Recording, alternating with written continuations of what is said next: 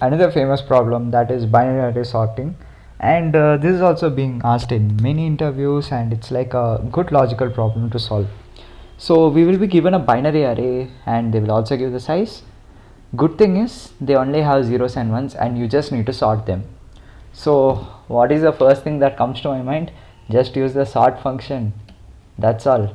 Everything is done. Of course, in an interview you can never do it, and few people will say, okay, zeros and ones only. Let's take two variable like zero count and one count. So whenever you see a 1, you increment the 1 count, and whenever you see a 0, you increment the 1 count, then 0 count, then you will say like 0 count until it's until a 0 count finishes. We simply override the existing values. So like so I'm just giving you an example, right? So it's like I plus plus like this, and same thing if this goes and this will be something like 1 count, I'll simply do it like 1. At last I'll return the values, I mean the array. But actually few people will say that I mean most interviews people will say that don't use this method, try to don't overwrite the values, just maybe you can consider this as a not a value but actually an object. You cannot overwrite that object, you can just take it somewhere and place it, okay, in the most efficient way, just like sorting. So this is never gonna work in that scenario. So they also mentioned the time complexity, like it should be big of n. The best sorting algorithm that we know is merge sort. It has a time complexity of like n log n in the worst case. Here we need n. And auxiliary space, you should not use any auxiliary space. So these are the things, right? Now let's try to solve this.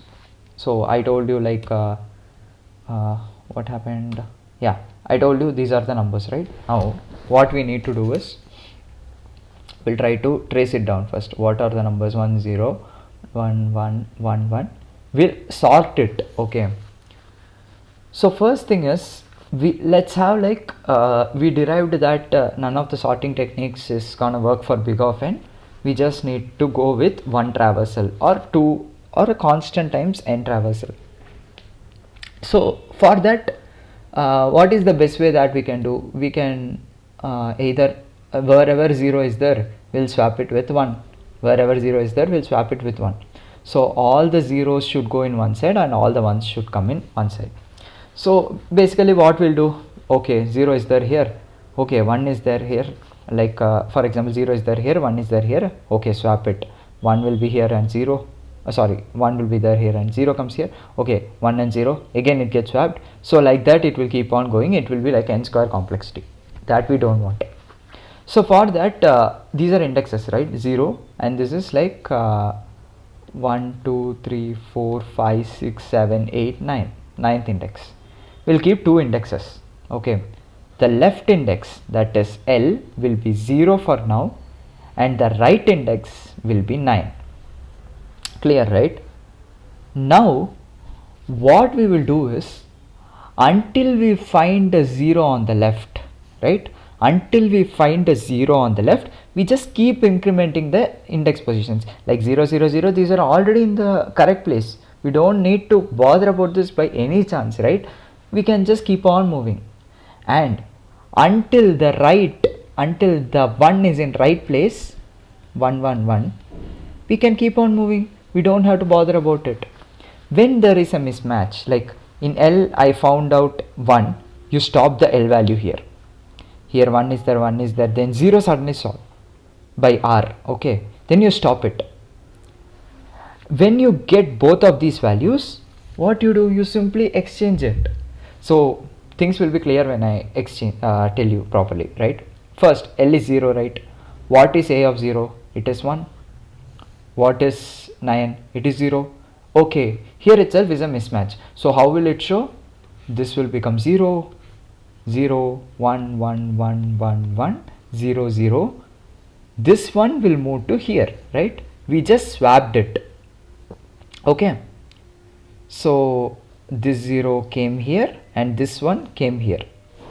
Now this guy L value is okay, L value is 0, we are perfectly fine.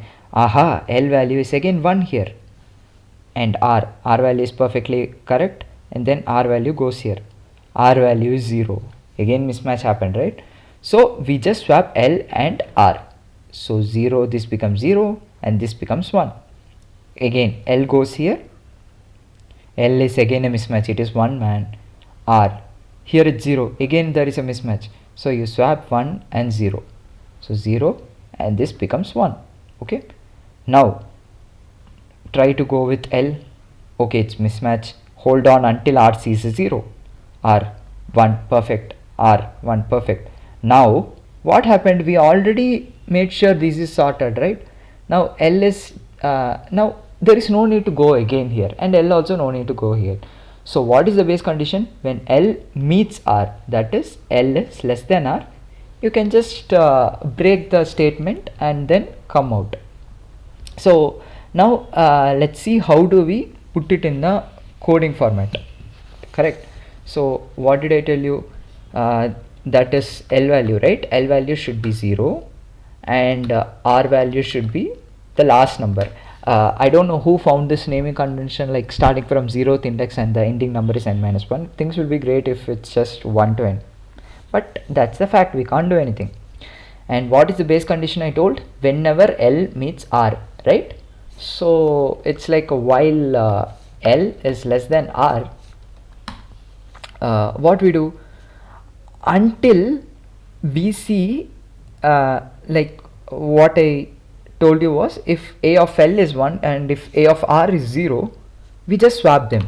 So how do we do it? If A of L is equal to 1 and A of R, the extreme right, if it is a 0, what we do, we'll simply swap them.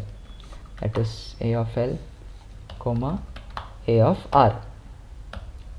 Perfect, correct. Now this is fine, but if it is 0, what we'll do, we'll simply just move the L value, right? L value 0 means we'll simply keep on moving.